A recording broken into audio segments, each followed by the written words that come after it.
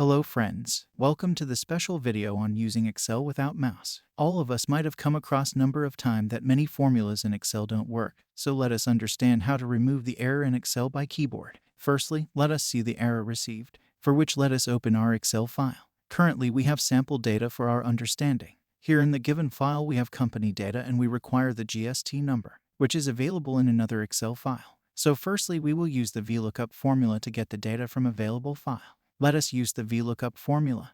Till the formula is applied, please like and subscribe the channel for more such videos. And if you need to know how to use the VLOOKUP formula, kindly comment below and I will make another video on using VLOOKUP formula by keyboard. Once the formula is applied, you might see the error message in the cell. This is because the company code numbers is formatted as text and not number. So now to remove this error, firstly let us delete the VLOOKUP formula and then go to the company code cell. And we just need to press Alt-A, and then Enter, Enter, Enter. That is 3 times Enter in the keyboard and you will see the error is removed. This is because the text is now converted into numeric value.